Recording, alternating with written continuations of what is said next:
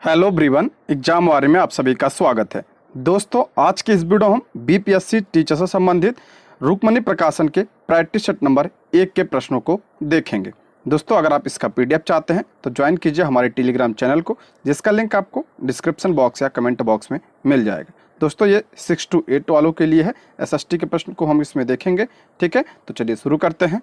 आज का हमारा पहला प्रश्न है, किसके परिणाम स्वरूप 5वीं शताब्दी ईस्वी सन में गुप्त साम्राज्य का पतन हुआ? तो इसका राइट आंसर हो जाएगा ऑप्शन सी, हूण आक्रमण से। देखिए, गुप्त साम्राज्य के पतन के कई सारे कारण थे, जिसमें आपका प्रमुख कारण हूण आक्रमण था। ठीक है, ऑप्शन सी इसका करेक्ट आंसर हो जाएगा।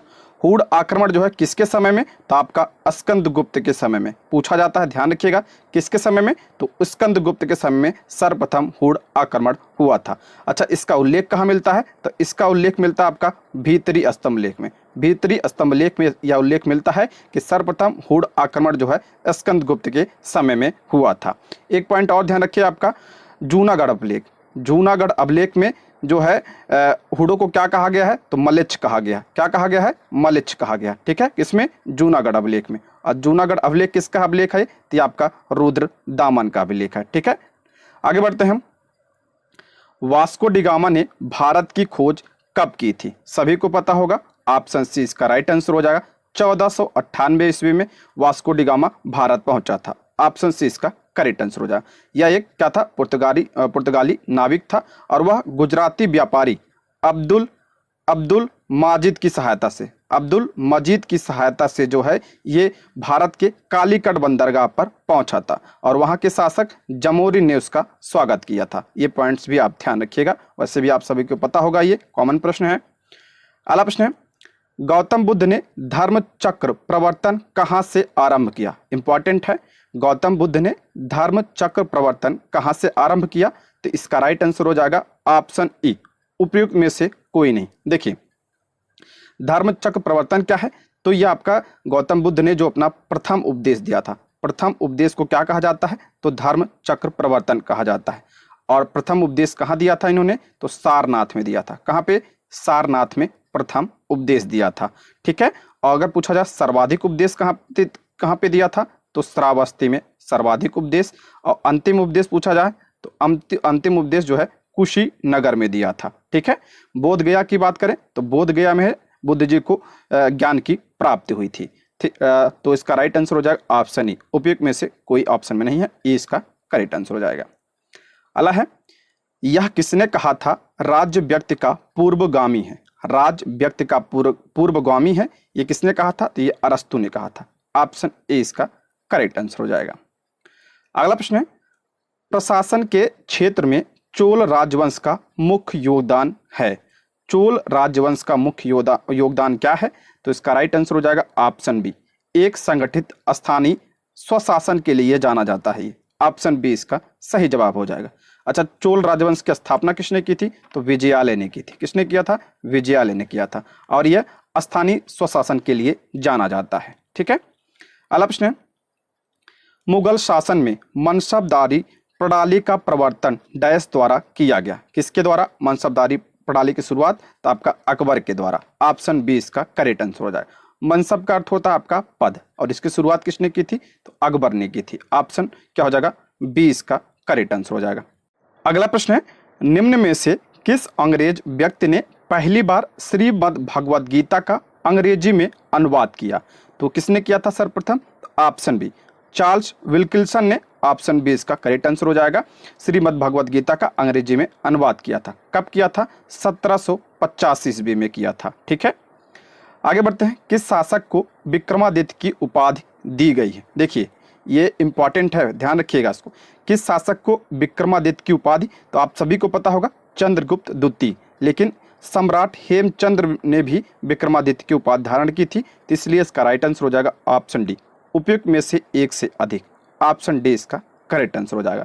चंद्रगुप्त द्वितीय की बात करें, इसके समय में कौन आया था? तो आपका फाहियान, चीनी यात्री फाहियान इसके समय में आया था। और सम्राट हेमचंद्र की बात करें, इसे हेमू के नाम से भी जाना जाता है। और पानीपत का जो द्वितीय युद्ध हुआ था अकबर और हेमू के बीच में हुआ था, कब? 56 में हुआ था, 1556 में पानीपत का द्वितीय युद्ध हेमू और अकबर के बीच में हुआ था। और इसने भी आपका विक्रमादित्य की उपाधि धारण की थी, इसलिए ऑप्शन डी इसका सही जवाब हो जाएगा। ठीक है, आगे बढ़ते हैं। एलिफेंटा में चट्टान काट कर बनाए गए प्रसिद्ध मंदिर निम्न में से संबंधित है। एलिफेंटा में चट्टान काट कर बनाए गए प्रसिद्ध मंदिर, ये किससे संबंधित? आपका ऑप्शन सी राष्ट्रकूटों से संबंधित था। ऑप्शन सी इसका करेक्ट आंसर हो जाएगा। एलोरा के कैलाश मंदिर का निर्माण किसने करवाया था? तो राष्ट्रकूट शासक कृष्ण प्रथम ने इसका निर्माण करवाया था। ये पॉइंट्स भी आप ध्यान रखिएगा। और राष्ट्रकूट वंश की स्थापना किसने की थी? तो दंती दुर्ग ने। किसने? दंती दुर्ग ने किया था। और इसकी राजधानी क्या थी राष्ट्रकूटों की? मान्यखेत। क्या थी? मान्यखेत राजधानी थी। ठीक है, जो मैं बोल रहा हूं उसको आप ध्यान से सुनिए। आगे बढ़ते हैं। 1906 ईस्वी में के कांग्रेस के वार्षिक अधिवेशन की अध्यक्षता किसने की? इंपॉर्टेंट है, जितने भी अधिवेशन हैं वो आप उसको ध्यान रखिएगा, इससे प्रश्न बनते हैं। 1906 में जो कांग्रेस का अधिवेशन हुआ था, इसकी अध्यक्षता किसने? दादा भाई नौरोजी ने किया था। ऑप्शन सी इसका करेक्ट आंसर हो जाएगा। और इसी समय दादा भाई नौरोजी ने स्वराज शब्द का भी प्रयोग किया था। ये पॉइंट्स भी आप ध्यान रखिएगा।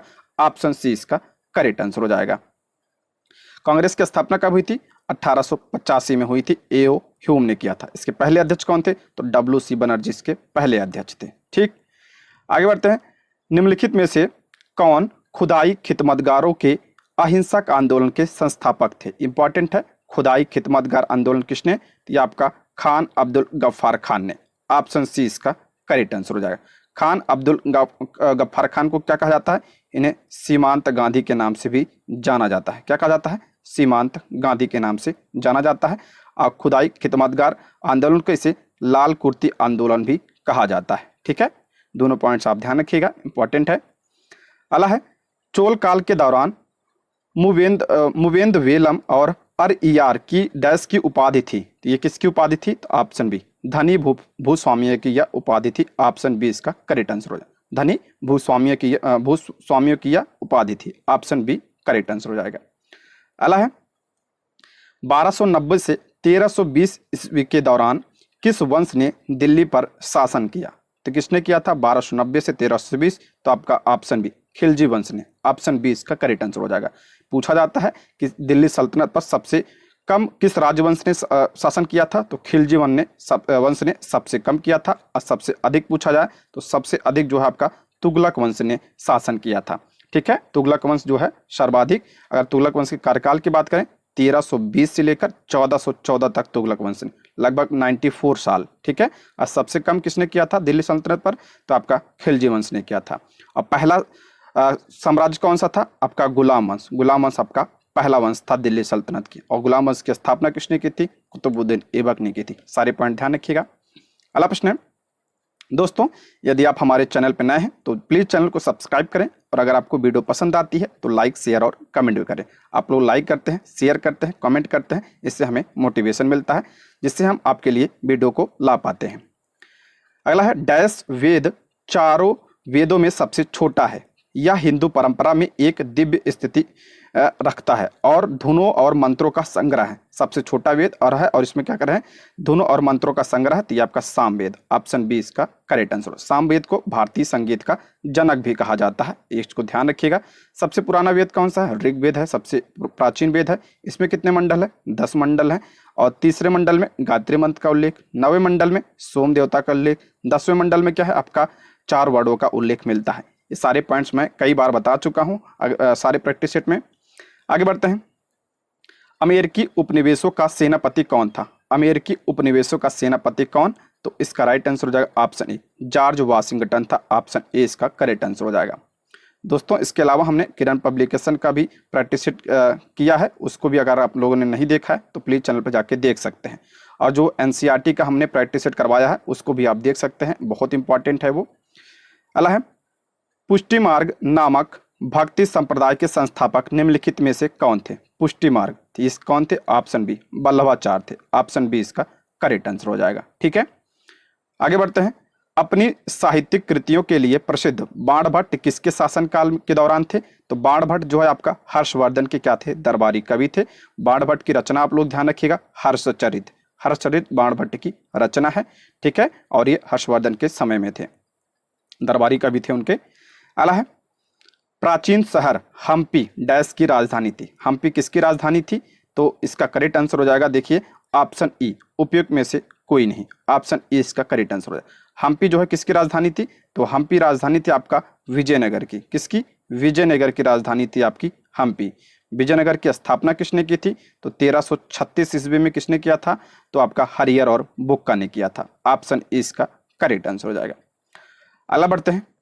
अंग्रेजों द्वारा पहली फैक्ट्री की स्थापना 1651 में डैश नदी के किनारे पर की गई। देखिए एनसीईआरटी से प्रश्न लिया गया है ये, तो आपका हुगली नदी के किनारे, ऑप्शन बी 1651 में। ठीक है, ऑप्शन ए इसका करेक्ट आंसर हो जाएगा। अगला प्रश्न है, निम्नलिखित में से कौन काकोरी ट्रेन डकैती मामले में अभियुक्त नहीं था? तो इसका राइट आंसर हो जाएगा ऑप्शन बी, भगत सिंह इसमें अभियुक्त नहीं थे। ऑप्शन बी इसका करेक्ट आंसर हो जाएगा। देखिए काकोरी ट्रेन डकैती हुई कब थी? ये आपका 9 अगस्त 1925 को यह ट्रेन डकैती हुई थी। इसमें कौन कौन शामिल थे? तो आपका राम प्रसाद बिस्मिल थे, रोशन सिंह थे, अशफाकुल्ला खान थे, राजेंद्र लाहिड़ी थे। देखिए इसमें तो 22 लोग लगभग थे, लेकिन जिसमें आपका 4 लोगों को फांसी दी गई थी। किसे? राम प्रसाद बिस्मिल को कहाँ फांसी दी गई थी? इन्हें गोरखपुर में। रोशन सिंह को कहाँ दी गई थी? नैनी में। और अशफाकुल्ला खां को कहाँ फांसी? तो फैजाबाद में दी गई थी। और हम बात करें अगर राजेंद्र लाहिड़ी की, राजेंद्र लाहिड़ी को कहाँ फांसी दी गई थी? तो इन्हें गोंडा में फांसी दी गई थी। ठीक है, पूछा जाता है, ये सब ध्यान रखिएगा। और इसमें चंद्रशेखर आजाद जी फरार हो गए थे। अगला है, दक्षिण पश्चिम मानसून में हवा किस ओर बहती है? दक्षिण पश्चिम मानसून में हवा तो समुद्र से भूमि की ओर बहती है। ऑप्शन बी इसका करेक्ट आंसर हो जाएगा। और दक्षिण पश्चिम मानसून से ही भारत में क्या होता है? सर्वाधिक वर्षा होती है। ऑप्शन बी इसका करेक्ट आंसर हो जाएगा। ठीक, अगला प्रश्न है, कर्क रेखा निम्नलिखित में से किस राज्य से नहीं गुजरती है? सभी को पता होगा, ऑप्शन सी उड़ीसा से यह नहीं गुजरती है। बहुत ही कॉमन प्रश्न है, अक्सर पूछा जाता है ये। देखिए कर्क रेखा किसे कहते हैं? 23.5 डिग्री उत्तरी अक्षांश को कितने राज्यों से गुजरती है? 8 राज्यों से गुजरती है। कौन कौन से? आपका रिवीजन करिए, मैं बोल रहा हूँ। राजस्थान, गुजरात, मध्य प्रदेश, छत्तीसगढ़, झारखंड, पश्चिम बंगाल और मिजोरम, त्रिपुरा। 8 राज्यों से आपको गुजरती है, उड़ीसा से होकर नहीं गुजरती है। ठीक, अला प्रायद्वीपीय भूमि का एक फैलाव होता है जो लगभग पूरी तरह से घिरा होता है। प्रायद्वीपीय भूमि तो वो किससे घिरा होता है? तो ये आपका जल से। देखिए प्रायद्वीप क्या होता है? 3 तरफ से जल से घिरा होता है, उसे क्या कहा जाता है? प्रायद्वीप। इसमें लगभग पूछा है तो जल से। ठीक है, अगर पूरा चारों तरफ से घिरा होता है जल से तो उसे द्वीप कहा जाता है। अला है, कूनो राष्ट्रीय उद्यान स्थित है। कूनो राष्ट्रीय उद्यान जो है कहाँ पे स्थित है? इंपॉर्टेंट है ये। तो आपका कहाँ पे कूनो राष्ट्रीय उद्यान? तो ये आपका कहाँ पे है? मध्य प्रदेश में है। आपका ऑप्शन ई इसका करेक्ट आंसर हो जाएगा। ऑप्शन ई, उपयुक्त में से कोई नहीं। कूनो राष्ट्रीय उद्यान कहाँ पे है? तो ये आपका मध्य प्रदेश में है। मध्य प्रदेश के और राष्ट्रीय उद्यान की बात करें कौन कौन से? यहाँ पे कान्हा नेशनल पार्क यहाँ पे है। और कौन सा है आपका? बांधवगढ़ नेशनल पार्क है। ठीक है, बांधवगढ़ नेशनल पार्क है। और कौन सा है? पेंच टाइगर रिजर्व और राष्ट्रीय उद्यान भी आपका कहाँ पे है? आपका ये मध्य प्रदेश में है। ठीक है, बिहार में कौन सा है? तो वाल्मीकि टाइगर रिजर्व या वाल्मीकि राष्ट्रीय उद्यान कहाँ पे है? ये आपका बिहार में है। उत्तर प्रदेश में दुधवा नेशनल पार्क है। ये सारे पॉइंट्स आप ध्यान रखिएगा। ऑप्शन ए इसका करेक्ट आंसर हो जाएगा। मध्य प्रदेश में कूनो नेशनल पार्क है। अगला प्रश्न है, अरुणाचल प्रदेश में ब्रह्मपुत्र नदी जानी जाती है। अरुणाचल प्रदेश में ब्रह्मपुत्र नदी को क्या कहा जाता है? उसे दिहांग के नाम से जाना जाता है। ऑप्शन ए इसका करेक्ट आंसर है। देखिए ब्रह्मपुत्र नदी के बारे में कुछ इंपॉर्टेंट पॉइंट बता रहा हूं मैं। ब्रह्मपुत्र नदी कहाँ से निकलती है? तो तिब्बत के मानसरोवर झील के पास से यह निकलती है। वहां से जब निकलती है तो इसे तिब्बत में क्या कहा जाता है? सांगपो कहा जाता है। तिब्बत में सांगपो कहा जाता है। और ये भारत में कहाँ से प्रवेश करती है? तो यांगयाब दर्रे से। कहाँ से? यांगयाब दर्रे से ये अरुणाचल प्रदेश से प्रवेश करती है भारत में।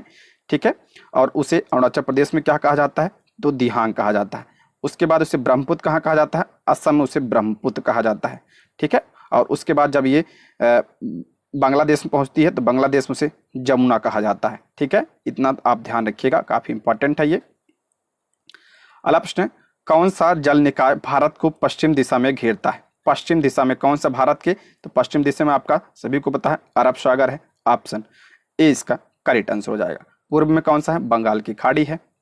अगला प्रश्न है, ग्रीष्म ऋतु स्थानीय तूफानों का मौसम होता है जिनमें तीव्र हवाओं के साथ गरज वाली मूसलाधार वर्षा भी होती है।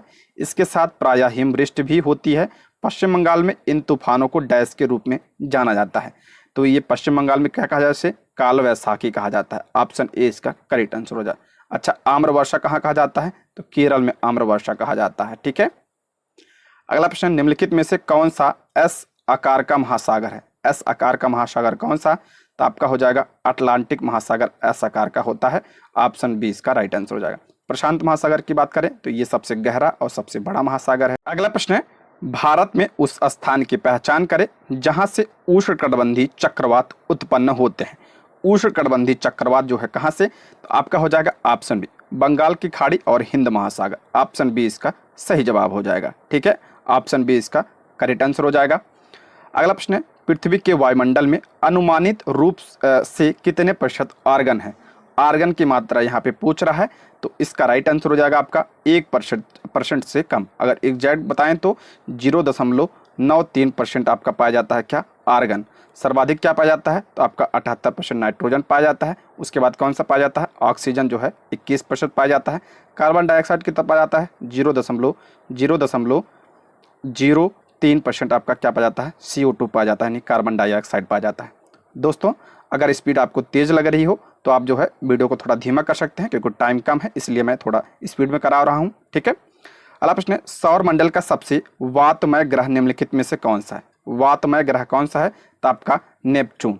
ऑप्शन ए इसका करेक्ट आंसर हो जाए, यानी वरुण ग्रह। ठीक है, सर्वाधिक तेज हवाएं यहाँ पे चलती हैं। ऑप्शन ए इसका करेक्ट आंसर हो जाए। मंगल ग्रह की बात करें, इसे क्या कहा जाता है? इसे लाल ग्रह कहा जाता है।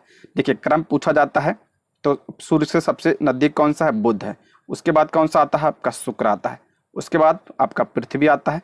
उसके बाद आपका मंगल ग्रह। उसके बाद आपका बृहस्पति सबसे बड़ा ग्रह। उसके बाद कौन सा? शनि। क्रम ध्यान रखिए, पूछा जाता है। शनि, उसके बाद अरुण और आपका वरुण होता है। ठीक है, लास्ट में। अच्छा, मंगल और बृहस्पति के बीच में कौन क्या पाए जाते हैं? आपका क्षुद्र ग्रह इसके बीच में पाए जाते हैं। क्या? क्षुद्र ग्रह इसके बीच में पाए जाते हैं। ठीक है, मैं सारा रिवीजन करवा दे रहा हूँ।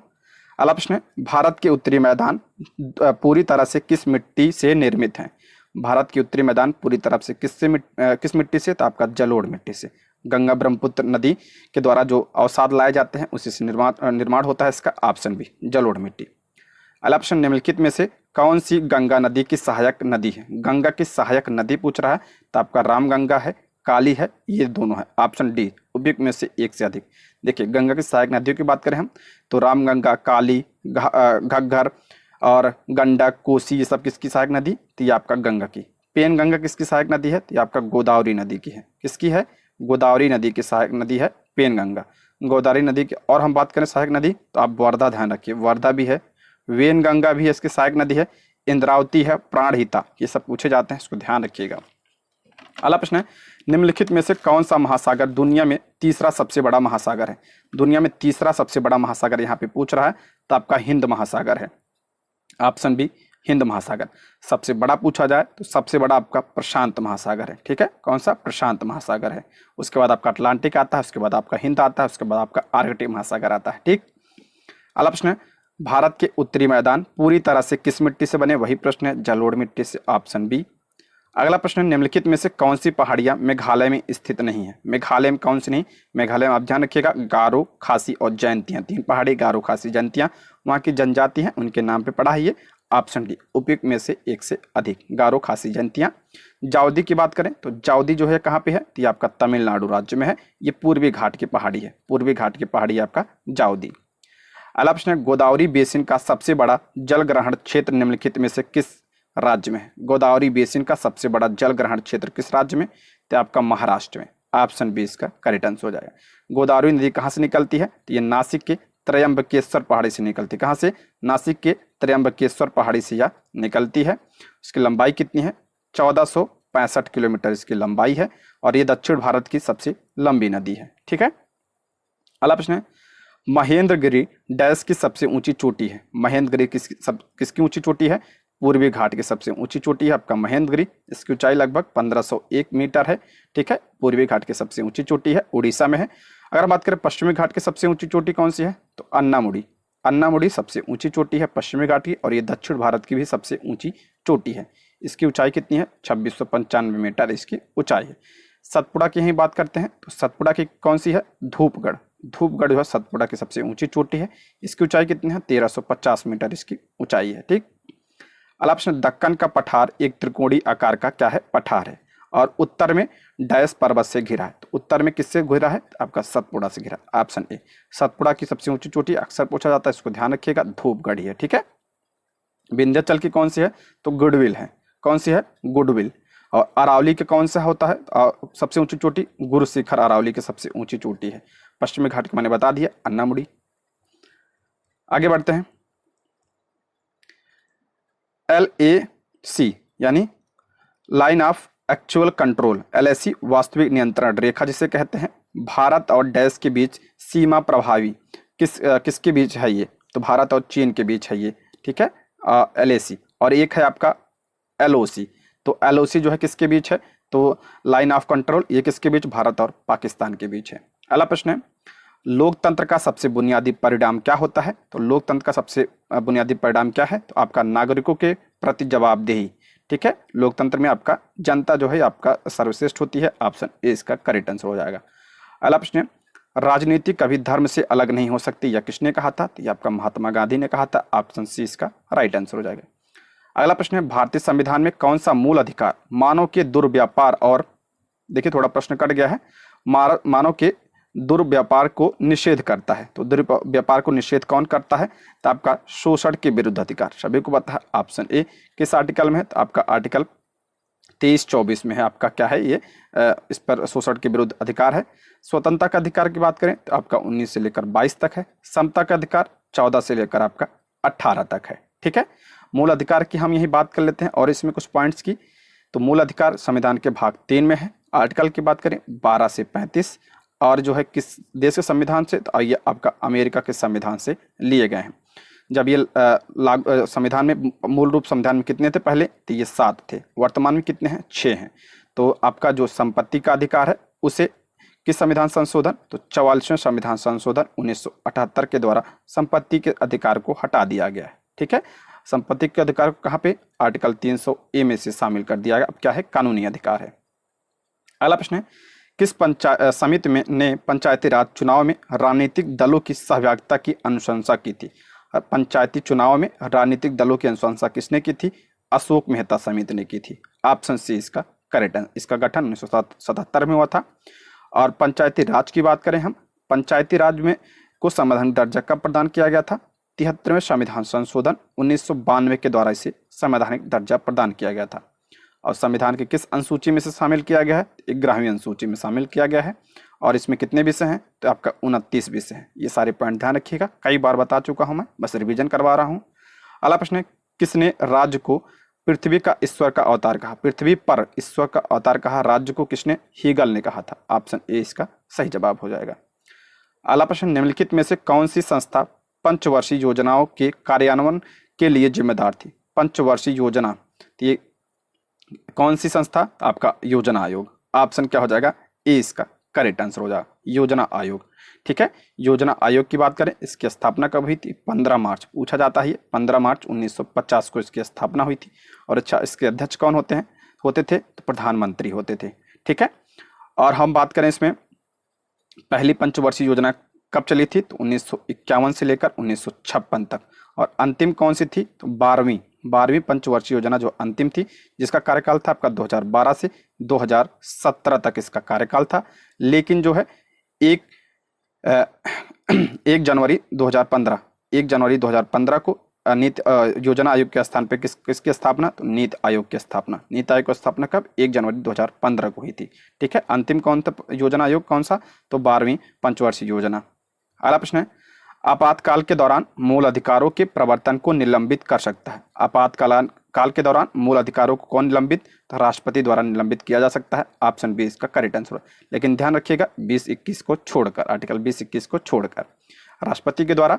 अच्छा, आपातकाल कितने प्रकार के? आपका 3। आर्टिकल 352 में क्या है? आपका राष्ट्रीय आपातकाल। आर्टिकल 356 में क्या है? राष्ट्रपति शासन। और आर्टिकल 360 में क्या है? आपका वित्तीय आपातकाल। ठीक, अगला प्रश्न, उपराष्ट्रपति का कार्यकाल होता है, उपराष्ट्रपति का कार्यकाल कितना होता है? तो ये आपका कितना वर्ष होता है? 5 वर्ष होता है। तो इसका राइट आंसर हो जाएगा ऑप्शन ई, उपयुक्त में से कोई नहीं। ठीक है, अच्छा, उपराष्ट्रपति के पद की बात करें किस आर्टिकल में है? तो आर्टिकल 63 में है। अच्छा, उपराष्ट्रपति राज्यसभा का पदेन सभापति होगा, ये किस आर्टिकल में कहा गया? आर्टिकल 64 में। आर्टिकल 64 ध्यान रखिए, बहुत इंपॉर्टेंट है। जो राज्यसभा का पदेन सभापति कौन होता है? तो उपराष्ट्रपति होता है। ठीक है, किसमें कहा गया? आर्टिकल 64 में कहा गया है।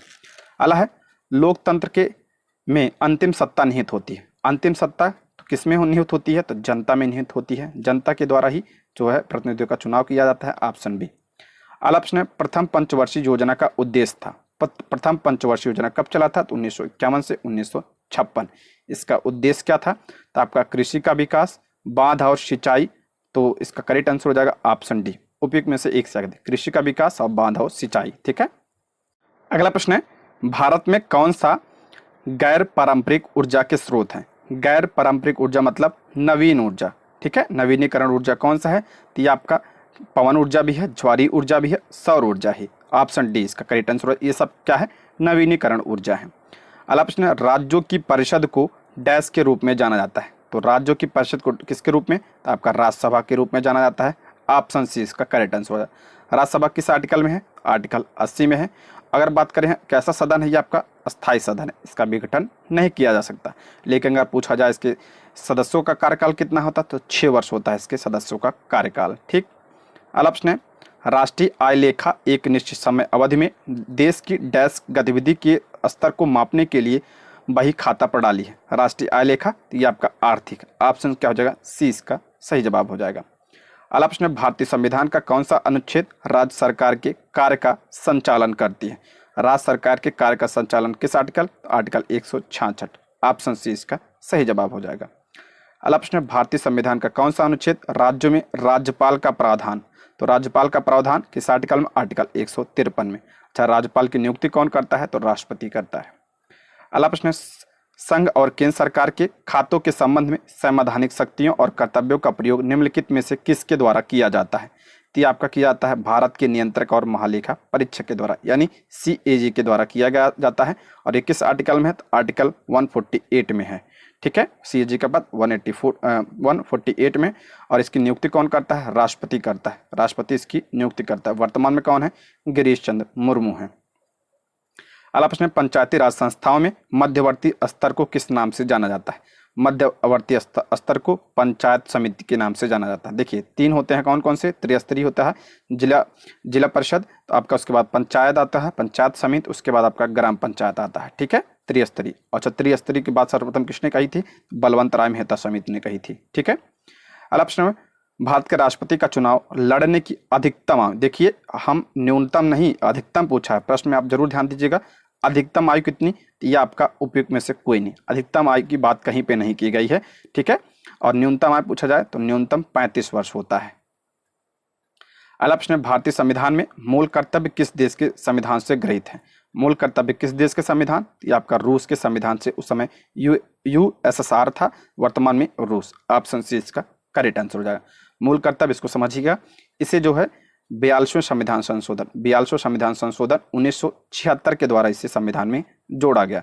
किस भाग में? तो भाग 4A में से जोड़ा गया।